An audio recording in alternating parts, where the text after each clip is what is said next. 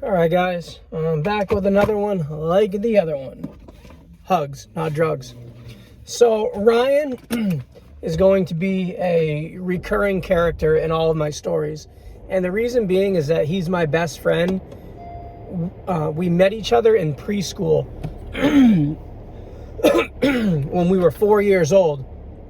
And we both got kicked out of the same preschool together. He got kicked out at the age of 4 for exposing himself, which would then be a common thing growing up. And here we are, middle-aged men, and he's still doing weird things. But Ryan, hold on, I gotta turn this on. So Ryan is a very interesting character, okay? So like I said, me and Ryan have been friends since we were 4 years old. Ryan has always lived a very privileged life. He was an only child. He had another brother, but the other brother was given up for adoption, or something happened. I don't remember the exact circumstances, but Ryan was an only child growing up. His mother's name is Rhonda, and she was a hairdresser. And Bob, his father, owned a barber shop on Broadway in South Portland for 30 years. It's like a staple of the community. Broadway's the main drag in South Portland, so anytime you're driving down Broadway, there's the barber shop. And I think he always charged quite a bit for a haircut. He was charging like 16, 17, like almost $20 for a haircut. And this is back when haircuts were like $8 to $10. So, and his clients were like business guys, and he would make a lot of money. I remember, because he would always buy scratch tickets, and he always had cash, and his name was Bob, and Bob would always tell Ryan his finances, and Ryan would tell me Bob's finances. So we always knew how much he was making, and he made about $500 a day at the barber shop. And this is when like rent, I don't know exactly how much rent was at the barbershop, but I want to say rent was probably under $1,000 or close to $1,000.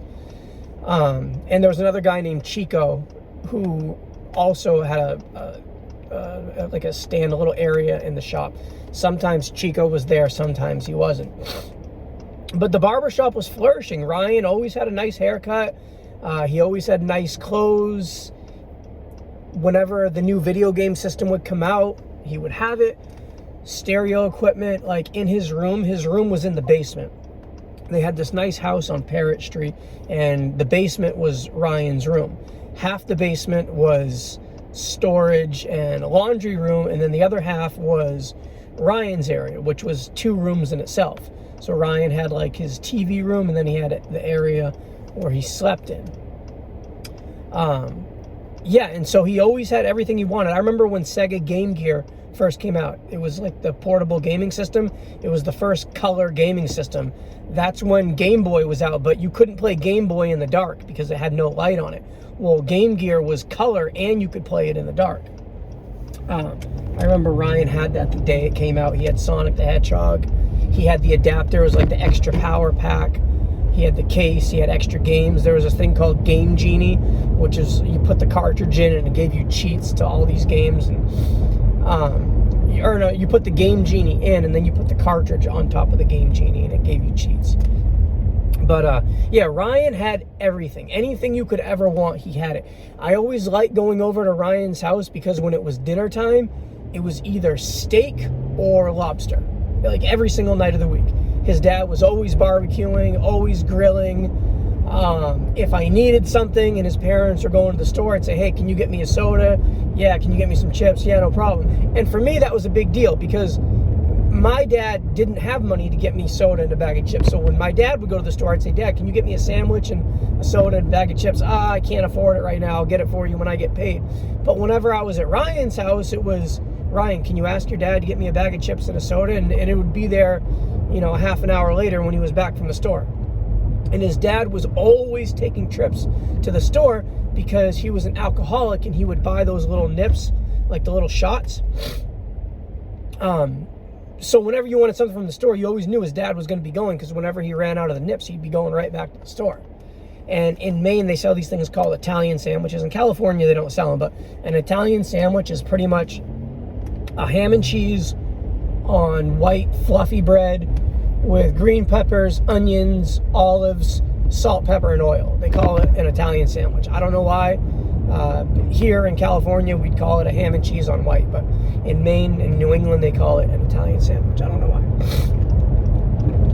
But yeah, so Ryan had a really nice life. His parents always had nice cars. They had an Explorer. They had Pugs, and on their license plate on the Explorer, it said Pugs Are Us. So whenever you seen the Pugs Are Us, you always knew it was Ryan's mom. Now, Ryan's mom is another interesting character. One of the most evil women I think I've ever met in my life. I remember when we were about 16 years old, Ryan had a girl living there and she had a child, and Rhonda did not like the child. It's not that she didn't like children, because she did like some children, but for some reason she just didn't like this child. I remember me and Ryan are downstairs and we're smoking cigarettes. Oh, and that's another thing. Whenever we'd come back from school, Ryan would have a fresh pack of cool cigarettes and his ashtrays would be cleaned out. His dad would leave fresh cigarettes, clean out all of his ashtrays, and that was another cool thing about going over to Ryan's, is his parents would buy us cigarettes at the age of 14. And nobody else would do that. My parents didn't start buying me cigarettes until I was about 17. But Ryan had that luxury from a very early age. And the reason why is because his parents didn't like him going anywhere. They liked to keep him in the house. I remember he had a bike, and his parents would flatten the bike tires just so he couldn't go anywhere. That's why they bought him things. They buy him video game systems, stereo stuff, just so that he could never go anywhere. Like, they were, I wouldn't say they were like overprotective. It was more, what's the word? Maybe controlling? But there wasn't sorry. There was no love in the household. You never felt any love. So I would say it was more controlling. But we're downstairs and Ryan's mother is mad at this girl and her child. And she opens up the door and she says, "If you don't get that girl out of here, I'm going to take a machine gun and I'm going to do this to her. And I'm going to do this." And boom, boom, boom, boom, boom. Yeah, that's the type of lady that she was. I remember they would drive us to the movie theater. And we'd be in the car and Ryan and his mom would be fighting about something, and Ryan's mother would take the steering wheel and she'd step on the gas and she'd say, "I'm gonna drive this thing into a telephone pole," and like I'd be in the back seat and go, "No, please." And then she'd turn at the last minute and she'd say, "I wasn't really gonna do it." Yeah, and so that's the type of woman that Rhonda was. And Rhonda was always mean. There was never anything nice about her. Once in a while, we'd go out to dinner or something, and she'd say, "Come here, son," and she'd give Ryan like a kiss on his forehead. And that was the most love I think you ever seen out of Rhonda. But it quickly changed. Any type of love that you seen, it was quickly transformed into evil, usually for no reason at all. The types of things that she would get mad about were not like normal things. Like, normally you get mad at the kid for not doing the dishes or not doing his homework or not brushing his teeth or not going to sleep at a certain hour. Not the case in the Lichtenstein household. Ryan was getting in trouble more for things like, what's a good example of things his mother would get mad about? Like, what was it? Oh, like putting cigarettes out. Or no, that's a. All right, guys, I'm gonna pass on this one. Maybe I'll get back to that. But the point of what I'm trying to say is that this was just not a normal household at all, and this happened our entire childhood life, and it still happens now. Ryan's still living with his mother now. Okay. But hold on, there's something I was going to tell you. Oh yeah, so Rhonda, she was a hairdresser, but her main thing is she would make wigs. She would get human hair and she would glue it and she would make wigs for balding men, and that's how she made money. And she made very, very, very good money. And she was also a nurse in the hospital. So, and she was a hustler, man. She, like, Rhonda made money. I got to give it up to her for that. Like, she knew she was good with finances. She was good with making money. And money was never an issue in this household. If Ryan wanted something, he got it. If they said no, Ryan would just take their credit card and type in their credit card number and then order it. And then when they would find out about Ryan using the credit card, oh yeah, that's what they would get mad about. It would usually be fights about taking the credit card. And so, like, me and Jay would be over there, and we would see Ryan get caught for taking the credit card, right? And me and Jay are just like, dude, we're done. Like, Ryan, they're going to kick him out. They're going to do this. And then he'd steal the other credit card, and then he'd use it. And then, like, his parents, it's like they just forget about it. It was almost like they wanted him to use it. They know he was going to do it. And from a very early age, from like the age of 6, 7, he was always stealing from his parents. And I remember me and Jay would always try to talk him out of it. Like, Ryan, don't steal the credit card. Ryan, let's not take the keys to the car. Ryan, let's not buy plane tickets with the credit card. But he'd always do it. And I remember when we were young, it was like, this doesn't feel right. But then as we got older and he kept doing it, me and Jay are just like, dude, he's been doing it for 10 years and they're still giving him the credit card. I'm not mad anymore. Ryan, you want to take the credit card? Go ahead. Do whatever you want to do. One time, Ryan met this girl from Illinois. No. The first one was Canada. He met this girl from Canada. He stole his grandmother's credit card, bought a plane ticket to Canada. First got his passport. He didn't have a passport. He got all his paperwork, paid for the passport with a credit card, bought the plane ticket to Canada. By the time he's in Canada, then his grandmother finds out that he stole the credit card. Then he wants to come home. Then his grandmother takes the credit card and then buys him a plane ticket home. He comes back home, meets another girl in Illinois, goes through his grandmother's pocketbook because she had already canceled the other credit card, gets the new credit card, flies to Illinois with the other stolen credit card. And this is a cycle that just keeps repeating itself over and over and over. What was the other thing? Oh, he met this girl. Her name was Kaylee. He said, she's a keeper. She's going to be the one that I spend the rest of my life with, right? Kaylee says, I want to go somewhere that I've never been before. Ryan says, you want to go to Cancun? So Ryan gets on Priceline.com or Travelocity or whatever one of those sites, finds a package to Cancun, Mexico for spring break, takes Kaylee there for 2 weeks, paid accommodations, airfare, first class, goes to the room. He's got full room service. He can charge. That was another thing. Whenever Ryan would steal the credit card and go to hotels, he always made sure that he had the full access, meaning you can charge anything you want to the room.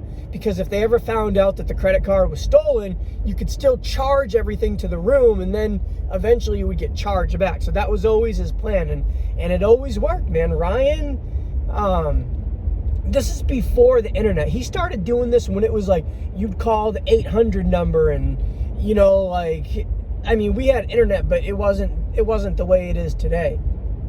And yeah, this happened for years. And one day, Ryan had met this girl online. I forget her name. She had a son, and she says, hey, I live over here and I only have enough gas to get to your house. If I come there and hang out with you and spend the night, can you give me gas money to get back up? Because she lived like an hour away. Can you give me gas money to get back up to my place? Because, you know, I have my son. And Ryan says, don't worry about it. My mom and dad will give me some money, and when you get here, we'll give you some money, and you'll be able to get home. Well, she comes there, and she's like, can I get money to get back home? Ryan says, we'll do it tomorrow. What Ryan would do is he would meet these girls, and he would try to, like, almost kidnap them and keep them in the basement, not necessarily against their will, but if they wanted to leave, he'd say, come on, don't leave, come on, I really need you here. Or if they had somewhere to go, Ryan would say, all right, how much money can I give you to where you'll just stay with me another day? He had this like abandonment thing where he needed to be around somebody, people, women, just people needed to love on him. I think just because he never got any love as a child. And so this girl comes there. She ends up staying there for like a week. And then finally, she's like, listen, I need to get home. I got to go to work. Like, I got things to do. And Ryan's parents would not give him any money for this girl. I don't remember the exact circumstances, but for some reason, he couldn't get any money. So Ryan's like, I got an idea. Let's go to Best Buy, and I'm going to apply for a credit card. And when I get approved, then I'm going to go to the electronics section, and I'm going to buy some stereo stuff on the credit card. And then we're going to take the stereo stuff, we'll bring it to the pawn shop, and then I'll take that money and I'll give it to you so you can go home. Ryan never cared about his credit. If he could rack up $2 billion on his credit, and it would be a lifetime commitment of debt that he will never have to pay, he'll do it. Doesn't matter. Credit means nothing to Ryan. Which is another aspect of the story we're going to get to, credit, okay? So we go to Best Buy, and they do not approve him for a credit card, okay? So he's freaking out. He's like, he's going here, he's going to JCPenney, he's trying to get credit card. Nobody will approve him because he's already done this before, and obviously he didn't pay, so he can't get one. So we go back to Best Buy, and they have the cell phone section. He's like, I'm going to try to get approved for a phone. So this is when Android phones had just came out. I think the iPhone was out already. This was the year 2012. So this is around when the iPhone 3 was out. And what was it? T-Mobile or Singular or one of those companies actually approved him. They would give him a free phone. And so they gave us a free phone. I remember it was like a Windows phone, and we got it. And they said, if you give us another $50, we'll give you another phone. We'll actually give you 3 phones at $50 per line. They gave us the first one for free. And so we take the first phone, we go and sell it for like $200. Then we go back and we pay the $50 on the other phones, and now we got 3 phones. So we give the girl her money. She goes home, and Ryan now has this business idea. He's like, well, let's just go to all these phone companies and let's just get phones, and then we'll just like get money. And so that's what he starts doing. He starts going here to these phone companies, getting these phones, and you know, and making money. And that was his thing for a while. So then one day, I remember I'm with Sarah, and Jay was into stealing weed, okay? This is when there was like grow houses in Portland, and Jay would like walk around the city exploring, basically literally sniffing out places. If he smelt weed, he'd get closer to the place, and because Jay's dad was a farmer, so he knew what a grow room smelled like. And so if it smelled like a grow room, Jay would then stake out that place. So Jay says, hey, I found this place on Congress Street, and it's a grow room, and I'm going to steal the weed in there. Like, how are you going to do that? How do you know it's a grow room? He's like, oh, I can smell it. I'm like, okay. So we go with Jay, and Jay goes to this industrial building, and he's like, there's weed in there. I'm like, dude, there's no weed in there, Jay. He's like, no, there is. So he breaks a window, and it actually is a window to a grow room. But there's bars he can't get in. So he's like reaching his hand. He's like reaching his hand in, and he's actually pulling out plants out of this grow room. But the plants are not ready. They're premature. So he's pulling out weed, but it's not ready. So, I mean, it's useless. But so what he does is he lets that place go, and he sees like how mature the plants are. So he estimates, okay, plants are ready within 4 months. It's this much right now. So these plants should be ready in 2 months. So I'm going to go back to that place in 2 months. So Jay and Ryan, they go to this place, and they actually are able to reach their arms in and grab mature plants, and are actually to steal like a pound of weed. I couldn't believe it. So they do that. So Jay's thing is stealing weed. Now keep in mind, Ryan is spoiled, so he doesn't really need to steal, but he'll do it for the thrill, and he'll do it for like the adventure. So I'm with Sarah, and Jay and Ryan, they have this plan. They're going to go up to this place, and apparently there's plants on the property, and they're going to steal all these plants, they're going to take them, and if they're not mature, they're going to replant them in another area, and then they're going to harvest them after they've grown, right? I tell Sarah, and Sarah's like, nah, I don't want you going. And I had a bad feeling about it. I'm like, this is a stupid idea. Like, the plan just didn't seem like it was going to work. I'm like, this just sounds like trouble. It sounds retarded. So I decided, yeah, I'm not going to go with these guys. This is stupid, right? So this is what happens. So Ryan drives Jay up to this like wooded area, and the sun's going down, and Jay's got backpacks and he's got pots to put these plants in, and they go out to this field, and they're there, and they find these plants, and they're not ready. So the plan is they're going to take these like mid-sized plants. They weren't babies. They're like a little bit more mature than babies. So they were taking these plants, and this kid comes out who's about 15 years old, and he says, Dad, they're stealing the plants. And so Jay and Ryan freak out, and they run, and they end up going in different directions while this 14-year-old kid is chasing after them. Ryan had said that there was more people chasing after, but Jay said there was nobody. It was just the 14-year-old kid, and he was picking up rocks off the ground. He was trying to throw it at him, trying to get him away from stealing their family's harvest. And so yeah, it was just one person.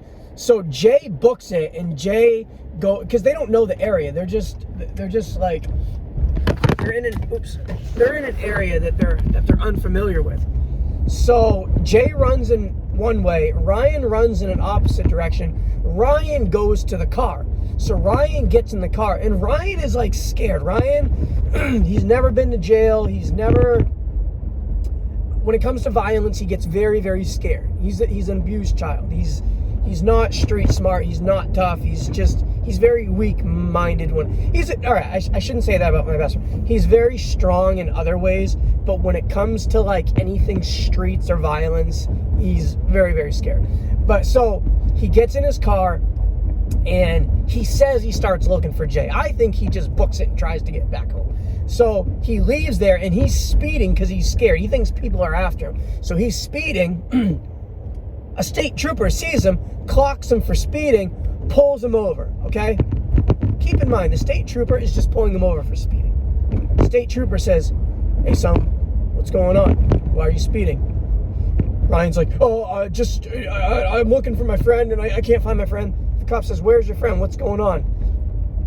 Ryan tells the cop the whole story. Oh, sir, we came up here to steal some weed, and we were on this guy's property, and he came out and he yelled for his dad, and he was throwing rocks at us, and he was chasing us, and there was a bunch of people chasing us, and I got scared, and that's why I was speeding. So, sir, if you could please let me go. I was only speeding because these people were running after us and chasing us. I don't know if they had a gun. Officer, can you let me go? Because, officer, I was running for my life. What do you think the cop says? Yeah, who's your friend and what's the address? What's going on? So Ryan brings them to the address, okay? The cop calls in for backup. They bring the DEA in there, and they bust this family for having all these plants, right? So now the family gets busted, okay? They find Jay. They bust Jay for theft and for trespassing, for vandalism, for being on this property. Then they bust Ryan, and they give him a ticket for trespassing, theft, breaking, whatever. They rack them up. All kinds of different charges, trying to and this is all due to Ryan speeding and getting pulled over and singing like a canary and telling the cops everything. Like basically if Ryan knew about murders in Mississippi, he would have let the cop know about that. Officer, I was running, there were these murders. I'll give you the guy's address, I'll give you the names, I'll give you his grandmother, I'll give you his brother, anything you need to know. Just let me go from speeding, okay? And that, so, I hate to say that about Ryan, but I mean, I love Ryan. He's my best friend, but when it comes to situations like that, you can't involve yourself with him. And you guys know what I'm talking about. I'm sure you guys all have that friend or that family member that you can't do any dirt with them, because if you do, you're getting cuffed. I love Ryan, but yes, he's one of those people. And so I'm going to give you a quick story about Ryan. So I was living in California, and I go to Maine, and I'm wanting to hang out with Ryan. Ryan's like, oh, I can't hang out. I've got this date with this girl. Okay, yeah, no problem. He says, do you want to come with me on this date? I'm like, come with you on a date? And I'm thinking a date is you meet a nice girl, you go to dinner, you have some candles, and you talk about life, I'm thinking that's what a date is, okay? That's not what Ryan does on a date, okay? So Ryan's date is he goes over to this house, meets a girl, they drink a bunch of champagne and wine and beer, and then they get freaky, and then he leaves. That's what his date is, okay? That's not what I thought a date was. But, so I go with him, and I'm in the living room, he goes to the bedroom with the girl, and they do, whatever, and Ryan comes back out, and then we leave, right? So then we go, and he says, hey, can you come with me somewhere else? I said, where are you going? He says, oh, I got to go on another date. I said, another date? I'm like, he's like, well, yeah, I was talking to this girl. And so I'm like, oh, he was talking to two people at the same time, and it was just a coincidence that they both wanted to hang out on the same. I said, okay. So we go to this other girl's house, and same thing. We go in, and they start drinking, and I'm in the living room, and they go to the bedroom, they do their thing, Ryan comes out, and then we leave. All right, So then we're going home. He says, Tim, he's like, I need you to go on one more date with me. I'm like, what is going on with these dates? I said, where are you meeting these people? He's like, oh, the app. I said, what app? I said, there's an app that you meet people on? He's like, yeah. I said, what is it called? He's like, oh, it's called Plenty of Fish. I'm like, what?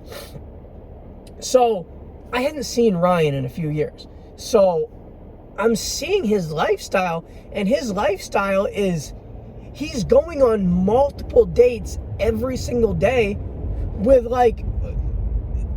somewhat pretty attractive women. And Ryan is not that much of an attractive guy. He's 4'5". He's got muscles, but he doesn't know how to talk to women. So I'm thinking, where are you, how is this possible? You're not even good at talking to girls. And so he shows me this site. He's like, oh yeah, it's called Plenty of Fish. And I'm I'm watching him type, and I'm just like, no, you're not going to say that, are you? Dude, they're not going to talk to you again if you press send. Do not press send, Ryan. I swear, Ryan, they will block you if you press send right now. He presses send. And then he's meeting him 5 minutes later. How is this even possible? And I would sit around and watch the things that he would say to these girls, and I'm just like, I cannot believe this is actually working. This is crazy. And so I was single at the time, and I didn't want to do what Ryan was doing. I didn't want to go and hook up with a girl. I wanted to actually find a wife and a girlfriend and have a long-term relationship and get married and have kids and buy a house and fall in love. That's what I wanted to do, right? And so I'm like, okay, maybe I can find a girl that wants the same things that I do. So I joined the site, and I am having no success, right? There's a few people I'm talking to, but I can't get past let's hang out, let's go to the beach. I can't get past. Oh, and I don't have a car, right? And I'm like, Ryan, it's because you have a car. You can. He goes, no. He says, I just got this car in March. He says, you have to look on their profile, and you have to do the search filters, because there's an icon that shows if they have a car or not. He says, if you don't have a car, he says, you just search for girls that have cars, and if they have a car, then they come and pick you up. That's the way it works. I'm like, it is? They'll come pick you up? He's like, yeah. So I'm like, all right, I'll search then. If the girl doesn't have a car, it's I won't waste my time, because I can't go and pick her up. She can't come pick me up, and what are we going to do, take the bus? And so it actually, all right, so it doesn't work for me. I say, Ryan, I said, this is what I want you. I said, I want you to get on my account, and I want you to, just say whatever it is that you say to make these girls want to hang out with you. And so he says, Tim, he says, the one thing is they have to at least be mildly attracted to you. He says, that's the first part. He says, if they're not at least mildly attracted to you, he says, there's no way they're ever going to hang out with you. So you have to at least have that. And so I'm like, okay, I think girls are going to be at least mildly attracted to me, right? I think, I don't know, I can't judge myself, but I think girls would think I'm at least mildly, right? So I said, all right, I want you to get on my profile, and I'll pick the girls who I think are potential wife material for me, and then you talk to them, right? And he's like, okay. So that's what he does. He gets on my account, and he sets up these dates for me. And so I start going on dates, right? And I'm trying to meet people, but what I quickly realize is that what Ryan's doing on the site by meeting a bunch of girls and, like just messing around, that's exactly what the girls are doing. The girls are just trying to find guys, and then like it's this whole subculture of people that just like to hook up and then go hook, and I'm just like, I'm not wanting that. And I'm realizing that most of the girls, that's what they're doing. There are some girls that are looking for what I'm looking for, but they're very hard to find. And let's say I do find one that I like, well, they're not interested in me. And let's say there is one that wants the same thing as me and she likes me, well, it's like, I'm not interested in her. Guys, like appearance, I look more at the heart and what's on the inside more than the outside, because what's on the inside, if you're beautiful on the inside, then you're going to be beautiful on the outside as well. Okay, that's the way I feel. I feel like if you get old with somebody, eventually, if they're attractive, eventually their looks are going to diminish. And so eventually at some point, they're going to lose their attractiveness. But if they're beautiful on the inside, then that'll always last forever, okay? So I'm not judging anybody here. So there's this girl. Her name is Mandy, and I'm talking to her, okay? Mandy is really cool, down to earth, we're getting along, right? And she takes these pictures, right? And she takes them like from the angle, like that, right? And so all of her pictures are a little suspect because she's like, you know what I mean? She's like doing these, and I'm just like, whatever, just, she's trying to make herself look more attractive. That's cool, I get it, And, and on her profile, hey, I'm 5'5", I'm 140, I like long walks on the beach, I like ice cream, I like live music, I like shows, I like bands, I like concerts, I'm into jet skiing, I'm into water sports, I'm into skateboarding, I like romantic movie, like these are all the things, and I'm liking that. Yeah, Mandy seems like a good chick, right? Great girl. So then I meet her, and we're meeting at Buffalo Wild Wings, and I would always drink a bunch of beers before I met the person just to ease up on the anxiety. I always felt like the more beers I drank, the more talkative I would be, which really it never worked out. It was more like the more beers I drank, the more sweaty I got. But I thought it would help me at the time. So I meet Mandy, and she shows up, but she has got this birthmark on the right side of her face, right? But she would only take pictures of the left side of her face. And I'm just like, I keep looking at her birthmark, and I'm trying not to. I'm trying not to make the situation uncomfortable, right? And like I said, I'm not judging appearances, but I'm like, this is a big thing to not disclose, right? Like, I get it, but this is kind of like a big deal. Like your birthmark is like this big. Like, why wouldn't you show that in your profiles? I still would have met her anyway. I still would have hung out with her, but I felt like that's being a little bit dishonest, And so Ryan ends up going on a date with this girl, this like beautiful chick. He had been talking to this girl for a few days, and they're going to meet. And so they ended up meeting at a Starbucks, and Ryan, he's always got this mean look on his face, like, and girls like that for some reason. Like, they see him and he's mean and he's angry, and they feel like they can change him. Like, oh, I'm gonna fix him into this happy, wonderful guy, and that's how he got a lot of girls, just by playing the mean, angry person. These girls felt like, oh, I'm gonna make him not mean and angry anymore, and he's gonna be my project, and that's how I'm gonna mold him, and then that's what would happen. But so Ryan goes and meets this girl at Starbucks, and she walks up to him and she goes, too short, turns around and walks away, right? That quick. And I'm just like, oh my gosh, she really just said you're too short and walks off? I'm just like, oh my gosh, you gotta be kidding me. Yeah, so, but I gotta give it up to Ryan, because if it wasn't for Ryan, then I don't know where I would have been. I ended up meeting somebody. I met somebody, I'm getting married. I love this girl. She's a great girl. And if it wasn't for Ryan showing me about online dating, I don't think I ever would have found this girl. So I love you, Ryan. Shout out for helping me and helping a lot of people. Man, Ryan, if he could write a book, I told him, like, dude, you need to write a book on online dating, because you are the man online. You can talk to any chick. You can meet any girl. You know exactly what to say. And the most importantly, He knows exactly what not to say. He knows exactly what not to do. One of the biggest pointers he told me is he said, hey, he says, if you say something wrong, and let's say you get into a conversation with a girl and you mess up and you offend her or something, he says, that's it. It's over. You'll never be able to rectify that relationship. You'll never be able to talk to her again because it's over. She'll either block you or she'll put that stamp on you, and you'll never be able to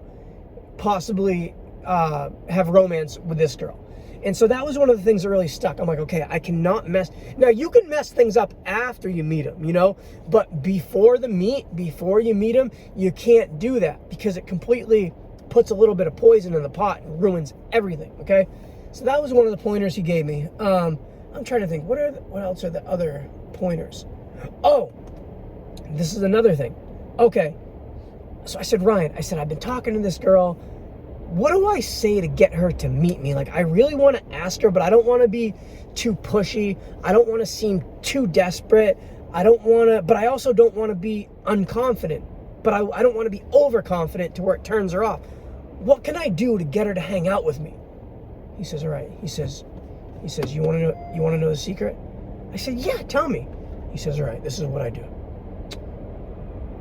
He says, how long have you been talking to her? I said, I don't know, about a week. He says, all right, perfect. He says, all right, this is what you do. You tell her, you say, hey, I got something really important that I need to ask you, okay? It's very important. It's not something I can ask through texting and on the internet. He says, the question that I have for you, it can only be done in person. So we got to meet up because I need to talk to you about this. And the girl's always like, what is it? What is it? What do you need to ask me? Oh, tell me you're interested in me. What is it? What do you need to ask me? I can only ask you if we meet up. Okay, where are you? What city are you in? What's the address? Come on. Now? Do you want to meet now? And it works almost every single time. All right, keep in mind, the girl does have to be mildly, or not, maybe slightly more than mildly interested. But if she's interested and you pull that card, it'll work every single time. Okay, so that's another thing that Ryan taught me. What's another thing?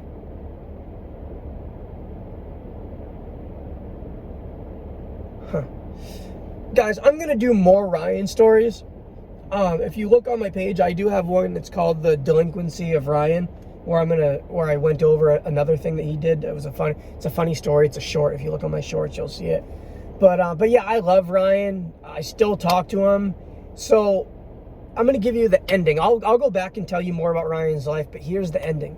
So all the years of Ryan stealing his parents' credit cards, charging stuff in their name, their parents having to refinance, take out loans, he completely messed up their credit.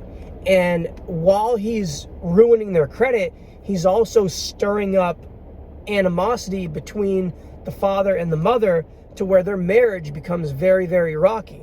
And like I said, his mother was evil. So when things get rocky in the marriage, what she wants to do is she wants to divorce her husband. She wants to make it as painful as possible. She wants to take everything he has. She wants to take every dime out of his pocket, and she basically wants nothing to do with him, and she wants to ruin his life. And I'll tell you, that's exactly what she did. So they slowly lose things. They lose the motorcycle. The house goes into foreclosure. Rhonda leaves. Rhonda goes and gets another apartment. The house is there. Bob's trying to pay it. Bob starts drinking more because he's depressed about his wife leaving him, and he starts drinking way heavily or more. People are coming in to get haircuts in the shop, and he's missing spots. So people are walking out of there with patches of hair. So he's losing all his customers that he had for years. Keep in mind, guys, he had this shop for 30 years. He is not going to the shop 5-6 days a week anymore. He's at the shop maybe 2 days a week. He starts sleeping in the shop. So that he lost the house. So what he does, he starts living in the shop, cutting hair during the day and sleeping there. Well, somebody drove by the shop, and part of the lease on the shop is you're not allowed to sleep there. It's like a building code violation. So somebody calls the cops on him, or calls the manager for him living in the shop. The lease owner of the property says, hey, you can't be living in the shop. You know, we'll give you some leeway because you've been paying rent for 30 years, but you can't be living there. If we find out again, you know, we're gonna have to. Some things are gonna happen. He gets caught again living in the shop. The shop's like, man, you gotta go. Bob ends up losing the shop. So now he lost his wife, lost the house, lost the shop. At the time, I'm homeless, and I'm down at the homeless shelter because they feed you breakfast, lunch, and dinner. It's like this extravagant homeless shelter. I'm in line one day for breakfast. I'm getting ready to get some cereal and oatmeal, and who do I see in back of me? It's Bob. Ryan's dead. I'm like, Bob, what are you doing down here at the homeless shelter? He's like, I'm homeless. Rhonda took everything. And I'm just like, are you and at this point, when Bob is there, I'm like 34 years old at this point. And I'm just like, oh my gosh, Bob, like, all I've known my whole life is Bob and the house and the cars and the steak and the lobster, and now he's at the homeless shelter. And it was all Ryan's doing, you know, like, Ryan put that household through hell with all the stealing. And his grandmother lived down the street. His grandmother, he would always steal the credit card from his grandmother too. Well, his grandmother died, and the last thing his grandmother did for him is she left him her Ford Fusion. And she died in like 2017. This was a 2016 Ford Fusion, brand new car. She never drove anywhere. The car had like 5,000 miles. Ryan inherits the Ford Fusion. I was so happy. I'm like, all right, his grandmother, even after all the bad things he did to his grandmother still left him the car. He ends up meeting this girl online and lets the girl drive the car. The girl flips the car and totals the car that he inherited the first day he got it. And guess what, guys? When his grandmother died, the insurance had canceled.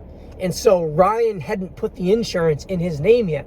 So the car gets totaled. Ryan can't collect a dime on the car because he didn't have any insurance on it.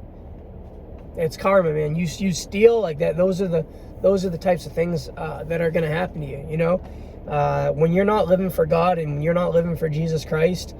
I'm not going to say that God makes things happen to you, but God allows bad things to happen to you because it's of your own bad choices.